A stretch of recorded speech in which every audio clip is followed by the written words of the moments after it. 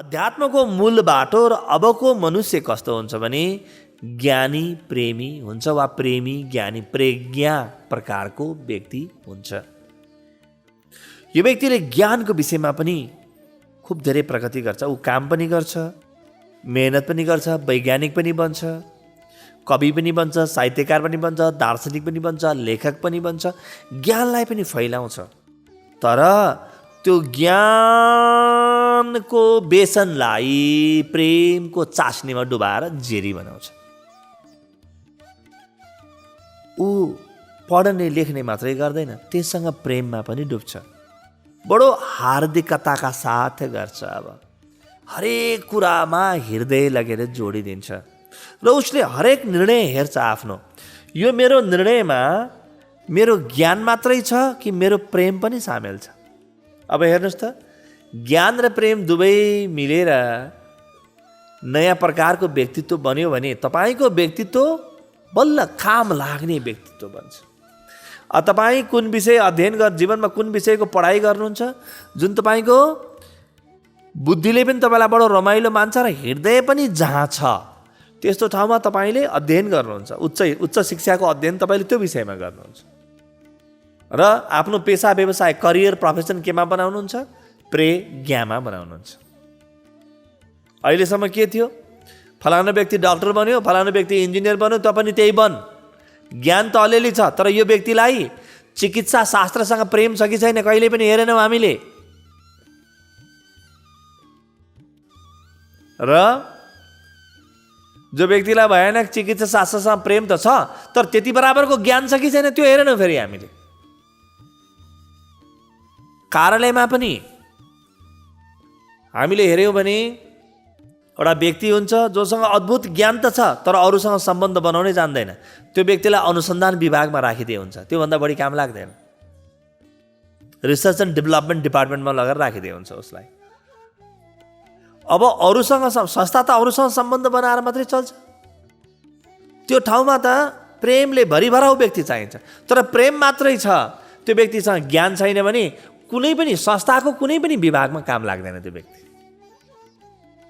कहीँ पनि काम लाग्दैन। हामी यति धेरै काम नलाग्ने किन भयौँ? आज हिन्दूहरूको यति धेरै दुर्दशा किन भयो? संसारमा गरिबतम जाति खोज्नु पर्यो भने यतातिर आए हुन्छ, किन होला? एउटा विषयमा मात्रै प्रगति गर्यो, जबकि दुईटै उभित्र थिए। अब एउटा मात्रै विषयमा प्रगति गर्नु भने तपाईँलाई के भन्ने? एउटा मात्रै खुट्टा चलाइराख्नु भयो, अर्को खुट्टा बन्द गरिराख्नु भयो भने अर्को खुट्टा अलिक दिनपछि काम नलाग्ने हुन्छ। एक खुट्टे भएर हिँड्छौँ हामी, एक खुट्टे भयौँ। पश्चिम अर्कै तरिकाले एक खुट्टे भएको छ, उसँग ज्ञान मात्रै छ, प्रेम छैन। बुवालाई पनि मिस्टर जोन भन्छ, त्यहाँ ज्ञान छ तर प्रेम छैन। हामी कहाँ प्रेम छ? पुरै गाउँमै कि काका काकी मामा माइजू दाजुभाइ दिदीबहिनी बाहेक अरू त कोही पनि छैन। यहाँ मिस्टर जोन पनि कोही छैन, मिस म्यारी पनि कोही छैन यहाँ। तर हाम्रो बाटो आधा भयो, पश्चिम आधा हिँडेको छ, हामी आधा हिँडेका छौँ। पश्चिमसँग आँखा छ, हामीसँग खुट्टा छन्। अब हेर्नुहोस्, पूर्व एक्लैमा हेर्ने हो भने आँखा नभएको दृष्टिहीन भएको छ, र पश्चिम एक्लै हेर्ने हो भने खुट्टा नभएको भएको छ।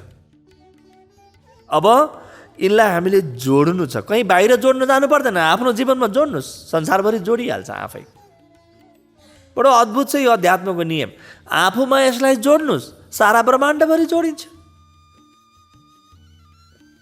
अर्को पनि पाटोबाट हेरौँ। मलाई आमासँग प्रेम छ। प्रेम छ भन्दैमा सबै कुरो हुँदैन। आमाको बारेमा ज्ञान पनि मैले राख्नुपर्छ। आमाले खानुभयो कि भएन? आज आमालाई कस्तो खानेकुरो पोसिलो होला? मैले यो औषधि दिँदा आमालाई ठिक होला कि नहोला? मैले यस्तो बोल्दा आमालाई कस्तो होला? हेर्नु पर्यो कि परेन? अब हाम्रा महिलाहरूको बच्चाबच्चीसँग प्रेम छ, तर के गर्ने? कस्तो भोजन दियो भने बच्चाबच्चीको बुद्धिको विकास हुन्छ थाहै छैन।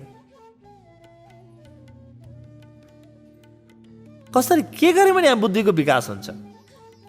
हामीले आजको दिनमा 53 लाख युवाहरूलाई विदेश किन पठायौँ? हात र खुट्टा त सबल बनायौँ, तर बुद्धिको खुरा किन दिएनौँ? घर घरमा आमाहरूले बुद्धिको खुरा किन दिएनन्? थाहै छैन आमाहरूलाई के गरे बुद्धि जन्मिन्छ, थाहै छैन आमाहरूलाई के खिलायो भने बुद्धिको विकास हुन्छ। अनि हाम्रो देशमा रोजगारी छैन, विदेश रोजगारी गर्न पठायौँ, हामीले श्रमलाई निर्यात गर्यौँ। यसको अर्थ ज्ञान शून्यता, प्रेमको अधिकता। यो पनि खतरनाक हो, दुईटै बराबर हुनुपर्छ। प्रेमको अधिकता पनि केही अर्थ छैन जबसम्म ज्ञान हुँदैन, ज्ञानको अधिकता पनि केही अर्थ छैन जबसम्म प्रेम जन्मिँदैन। जताततै हामीले हेऱ्यौँ भने आज एक खुट्टे मान्छेहरू छन्, जताततै एक खुट्टेलाई अर्को लगेर चाहिँ अर्को खुट्टो नहालिदिनु होला, केही आवश्यक छैन। आफ्नो जीवनमा दुवै खुट्टा ल्याऊ। अब मलाई जोसँग प्रेम छ उसको बारेमा ज्ञान पनि राखौँ। मलाई मेरो देशको प्रेम छ नि, देशभक्ति मात्रै भएर पुग्दैन, मलाई देशको बारेमा, राष्ट्रको बारेमा ज्ञान पनि चाहिन्छ। मेरो देश के गरेर समृद्ध हुन्छ, कसले सोच्ने यो, कसले गर्ने यो काम? खालि राष्ट्रभक्ति भन्ने, शहीद भएर जाने, कहिलेसम्म गर्ने यो? ज्ञान चाहिन्न हामीलाई? ज्ञान त चाहिन्छ त। मेरो देशको भूगोल मात्रै थाहा पाएर मैले हुन्छ? मलाई एक एक कुराको ज्ञान चाहिन्छ। कस्तो प्रकारका कल कारखाना चाहिन्छन्, शिक्षा कस्तो हुनुपर्छ, हाम्रा कल कारखानाहरू कस्ता प्रकारका हुनुपर्छ, हाम्रा मान्छेको अनुहार कति उज्यालो हुनुपर्छ, प्रेमले कहिले भन्दैन, ज्ञानले भन्छ। यो त्यो पनि त हामीलाई चाहियो। अब हरेक व्यक्ति प्रेमी र ज्ञानी दुईटै बनोस् र मात्रै हामी नयाँ प्रकारको मनुष्यलाई जन्म दिन सक्छौँ। एक प्रकारको एकाङ्गी मनुष्यको केही पनि अर्थ छैन।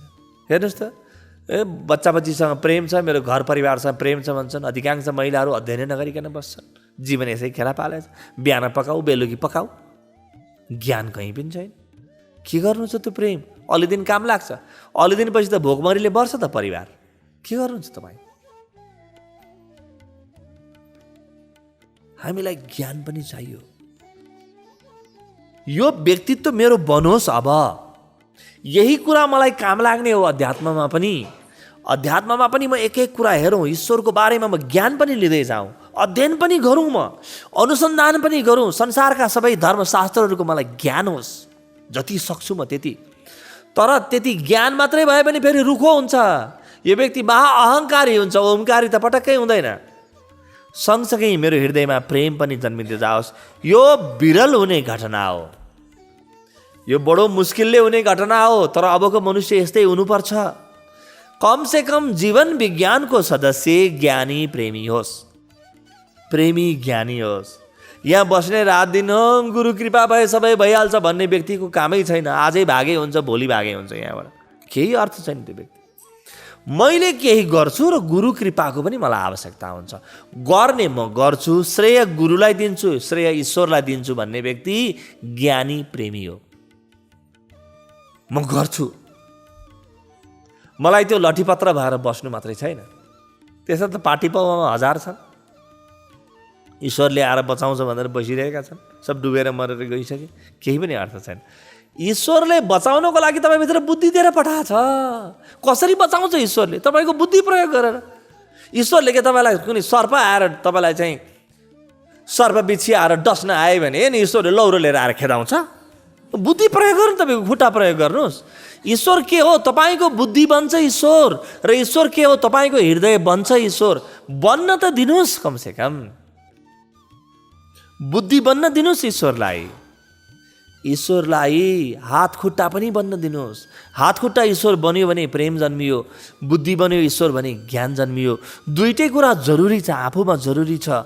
म गर्छु, मैले गर्ने हो, म गर्न सक्छु, मसँग ज्ञान पनि हुनेछ, मसँग प्रेम पनि हुनेछ भन्ने व्यक्ति अबको नयाँ व्यक्ति हुनेछ।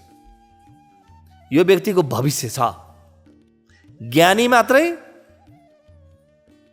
अहङ्कारको जालोमा डुबेर मर्छ, प्रेमी मात्रै भ्रमको जालोमा डुबेर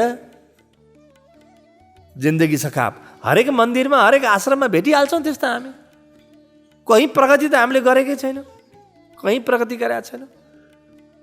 हाम्रा आश्रमहरू हामीले कस्ता बनायौँ, हाम्रा मन्दिरहरू कस्ता बनायौँ। खुब धेरै प्रेम गर्ने बहानामा हाम्रा मन्दिर कस्ता भए? पुग्दैन। गहिरो ज्ञान चाहिन्छ हामीलाई, गहिरो ज्ञान चाहिन्छ। र मैले मेरो व्यक्तित्वमा दुईटै कुरालाई ल्याउनुपर्छ। अब म एकखुट्टे भएर नहिँड्ने हो। अब हाम्रा आमाहरूले, दिदी बहिनीहरूले भोजन मात्रै पकाउने छैनन्। भरेदेखि मैले पकाएको भोजन कति क्यालोरीको तपाईँलाई थाहा हुनुपर्छ। मेरो श्रीमान 63 वर्षको भयो र यो रोग छ, यसले यति क्यालोरीको भोजन यसको लागि उपयुक्त हुन्छ, यति क्यालोरीको भोजन उपयुक्त हुँदैन भन्ने भयो भने तपाईँ नालायक हो। तपाईँलाई थाहा भएन भने के अर्थै छैन तपाईँको अस्तित्वको। खाइपी गरेर जिन्दगी बिताउनु भयो भने थाहा हुन्छ। मेरो छोराछोरी यो पढ्दैछन्, यसमा यो कुरा चाहिन्छ, उनीहरूले यसरी गर्छन् भन्ने त्यो ज्ञान तपाईँसँग हुनुपर्छ। प्रेम मात्रै भएर के गर्नुहुन्छ? प्रेम त छ त। आमाले छोराछोरीलाई प्रेम गर्दैन? गर्छ। पिताले गर्दैन? स्वाभाविक रूपमा गर्छ। के ठुलो कुरै होइन त्यो, स्वाभाविक रूपमा गर्छ। त यो दुईटैको संयोजन अब हामीले खोजेर ल्याउनु छ हाम्रो जीवनमा। प्रत्येक व्यक्तिको जीवनमा यो दुरूह, यो दुर्लभ संयोजन खोजेर ल्याउनु छ। तर जीवन विज्ञानमा यो दुर्लभ हुँदैन, किन हामी यहाँ ज्ञानको काम पनि गर्छौँ। आफ्नो व्यक्तित्व कसरी तिखार्ने, बुद्धि कसरी तिखार्ने, धन सम्पदा कसरी सृजना गर्ने, ऐश्वर्य विज्ञान जस्तो कार्यक्रम पनि हामी गर्छौँ। बोध विज्ञान ज्ञानमुखी कार्यक्रम हो, लय विज्ञान भक्तिमुखी कार्यक्रम। तर त्यहाँ पनि त तपाईँलाई केही बुझाउँदै बुझाउँदै बुझाउँदै बुझाउँदै हामी प्रगति गर्छौँ। तपाईँ यस्तो गर्नुहोस्, यस्तो हुन्छ, गर्नुहोस् भनेर छोडिदियो भने तपाईँको जीवनमा अन्धविश्वास बाहेक केही पनि जन्मिँदैन। हामी सबैमा अन्धविश्वास किन भयो भने ज्ञानको आँखा त हामीले खोलेनौँ। हामीले अलिकति प्रेमको आँखा खोल्यौँ। अब त्यो अन्धविश्वासबाट हामी सर्वथा बाहिर। त्यस कारणले जीवन विज्ञान नाम नै विज्ञान भन्ने शब्द आयो। यसले पनि तपाईँलाई बुझाएको हुनुपर्छ कि अन्धविश्वासको कुनै अर्थै छैन। गुरुलाई ढोगेर केही पनि हुनेवाला छैन। तपाईँलाई थाहा भयो होला यो कुरा कि कसैले तपाईँलाई टिका लगाएर आशीर्वाद दिने छैन। गुरुले आशीर्वादै दियो भने नि के भन्छ, तेरो बुद्धि बढोस्, तेरो विवेक बढोस्, तेरो हात खुट्टा बलियो होस्। तर त्यसको लागि मैले भनेर हुँदैन, त योग गर, ध्यान गर, सकियो। त्यही हो गुरुले आशीर्वाद दिने। गर्ने चाहिँ मैले, तर श्रेय चाहिँ गुरु र ईश्वरमा दिने। त्यहाँबाट भक्ति जन्मिन्छ, त्यहाँबाट प्रेम जन्मिन्छ।